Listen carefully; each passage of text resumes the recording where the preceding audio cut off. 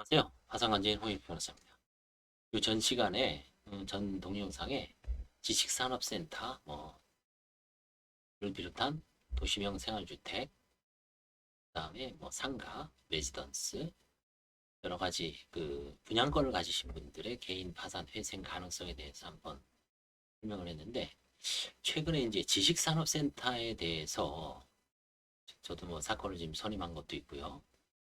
그 이게 많이 지금 문의가 오고 있습니다. 지식산업센터에 대한 가장 최근에 그 기자님이 쓰신 글이 있습니다. 이걸 한번 쭉 읽어보고 왜 문제가 심각한지, 그래서 거기서 빠져나올 방법은 없는 건지, 빠져나올 방법은 있습니다. 개별적인, 그래서 전문가를 찾아가서 파산이든 회생이든 한번 도움을 받아보시기 바랍니다. 물론 뭐 자산이 많아서 현금으로 그냥 사신 분들은 그냥 버틸, 뭐 모든 게 마찬가지, 모든 자산이. 근데 이제 결국은 이자를 내야 되고 이 급여나 소득에서 거의 뭐 7, 80% 이자를 내면 삶이 피폐화가 되죠. 그러면 대안으로 좀 능력이 떨어지신 분들, 소득이나 재산이 없는 분들은 파산을 한번 생각을 해보시고, 그다음에 그나마 좀 낫다고 하신 분들은 개인회생을 통해서 빚을 원금과 이자를 줄이고 그런 방법이 있으니까 이번 시간에는 한번 그 지식산업센터입니다. 지식산업센터의 심각성에 대한 기사를 한번 같이 읽어보겠습니다. 반값도 팔릴까 말까. 유령 건물 전락한 지식산업센터. 어떤 이제 기자님이 쓰신 거를 경향신문 같아요. 어떤 블로거가 자기 그 올려놓으신 거예요. 그래서 제가 그 검색을 해서 한번 보겠습니다. 지난 6일 경기도 평택시 고덕면 해창리 지식산업센터 이하 지산이라고 합니다. 이거를 아이타워 평일 업무 시간이 무색하게 주차장이 텅 비어 있었다. 이달 4일로 입점 지정 기간이 끝났지만 302개 호실 중 실제 입주가 된 곳은 10곳 미만으로 입주율은 3%에 그쳤다. 심각하죠. 관리업체 관계자는 그마저도 직접 분양받은 사람들이거나 분양자들이 지인이 들어온 곳이라고 전했다.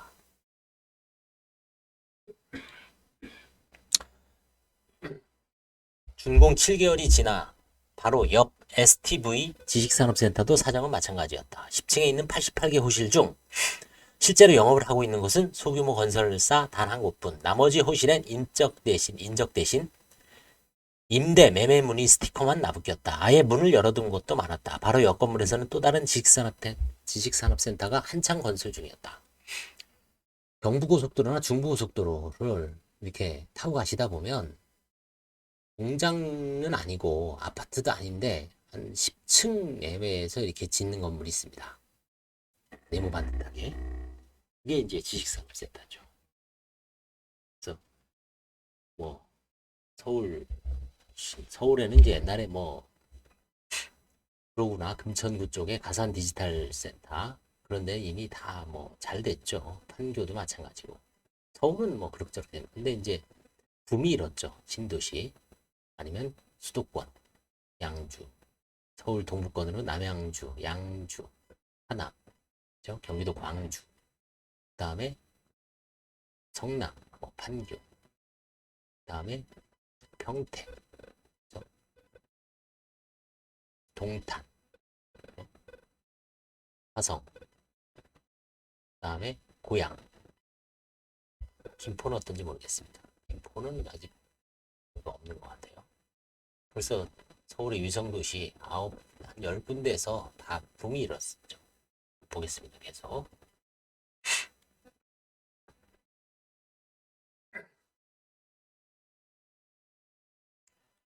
삼성전자 평택 캠퍼스로부터 차로 15분 거리에 있는 평택 고덕면 해창리에 있는 이러한 지산이 9곳에 달한다. 평택 캠퍼스가 증설하면 삼성전자 협력업체 등이 입주할 것이라는 기대 심리의 기대.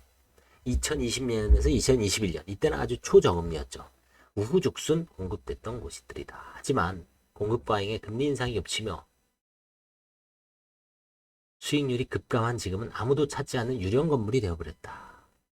부동산 호황기 주택 규제를 피할 수 있는 마지막 투자처로 각광받았던 지산이 투자자들이 무덤으로 전락했다. 평택뿐만 아니라 아까 제가 얘기한 화성, 남양주, 하남, 고양, 뭐 양주도 있습니다.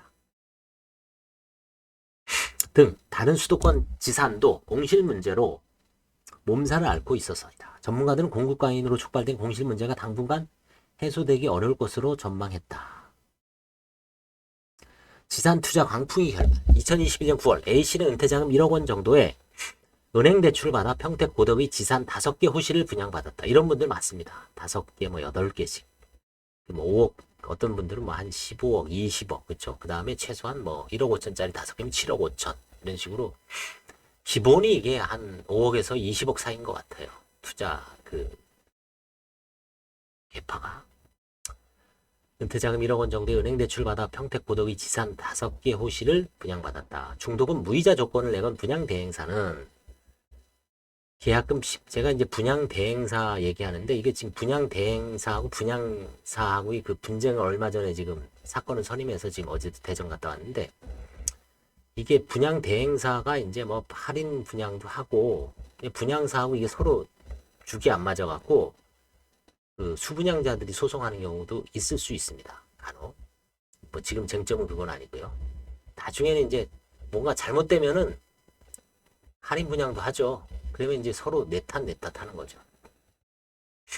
분양 대행사는 계약금 10% 정도 초기 자본만 있으면 호당 60에서 70만 원의 임대료로 현금흐를 만들 수 있다며 계약을 권했다. 그 다음에 뭐 중도금 80% 대출이 된다. 근데 지금 보니까 어떤 분이 80%가 아니라 50% 빼니 안 돼가고 30%면은 7억에 30% 2억이죠. 2억 돈을 추가로 내게 됐는데 그런 분쟁도 있습니다. 지금. 그런데 지난해 미국발 금리 인상으로 당시 2에서 3%였던 대출 금리가 6에서 7%로 취소하였다. 수출 감소로 반도체 생산이 급감하며 부동산 수요도 줄었다.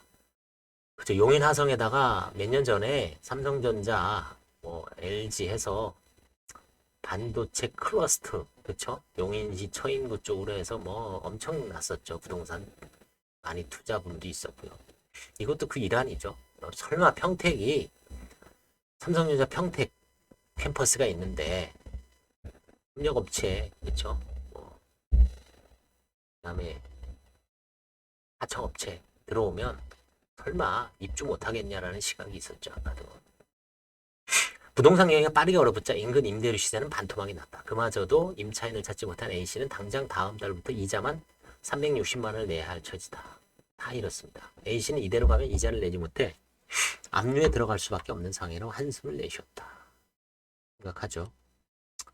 이날 기자가 찾은 해창리 인근의 B부동산에는 자신과 가족 명의로 분양받은 6개 호실을 한꺼번에 내놓겠다는 30대 여성, 은퇴 후라 고정소득이 없다며 급매를 부탁하는 60대 부부가 연이어 찾아왔다.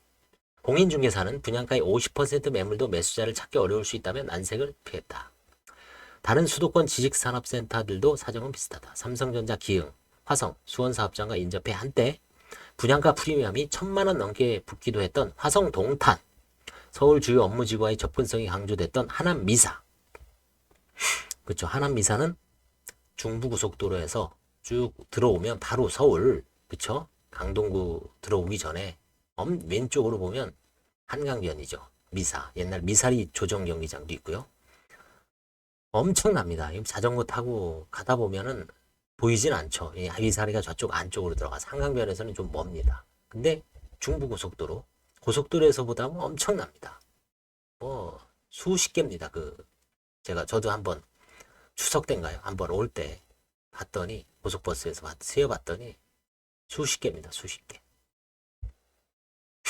고양 향동지구. 저 고양도 만만치가 않죠. 고양도 이제 자전거 타러 많이 가는데 행주산성 쪽으로 해서 엄청납니다. 거기도 바로 서울이죠. 마포구, 그렇죠? 서대문하고 경기 아닙니까? DMC 위치가 서울 서부권하고는 아주 맞닿은 데가 고양이, 그렇죠? 하남은 이제 서울 강남 강동권하고 맞붙어 있고요. 계약금 포기 매물이나 분양가보다 매매를 낮춘 마이너스 P입니다. 마피 매물을 어렵지 않게 찾아볼 수 있다. 화성 동탄의 C공인중개사는 중도금을 낼 여력이 없는 분양자들이 계약금을 포기하고 급매물을 계속해서 내놓고 있다며 최근 매매 거래가 몇 건 체결되긴 했지만 동탄 테크노밸리 일대에서 입지가 좋고 신축인 자산을 기준으로 봐도 입주율은 30% 미만입니다. 동탄이야 뭐 워낙 그 입지가 뭐 좋죠. 그 KTX도 가고 SRT죠. SRT도 쓰고 SRT는 평택 지제도 쓰죠. 그죠?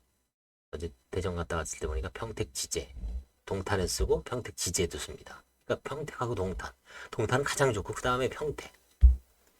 여기 테크노밸리 일대가 입주율이 30%나. 지식산업센터 투자라는 책도 있었네요. 참.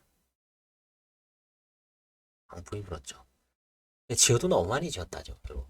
지산붐이 본격화된 것은 2020에서 21년 들어서다. 저금리 기조 속에 집값이 폭등하고 강도 높은 주택 규제로 투자처가 막히자 개인 투자자들이 뭉칫돈이 몰려들기 시작했다. 분양가 매매가의 70에서 80%까지 은행 담보대출이 가능하다 보니 초기 투자금이 적게 든다는 점, 양도세와 취득세 규제로부터 자유롭다는 점도 직장인과 자영업자의 영끌 투자처로 각광받은 요인이었다.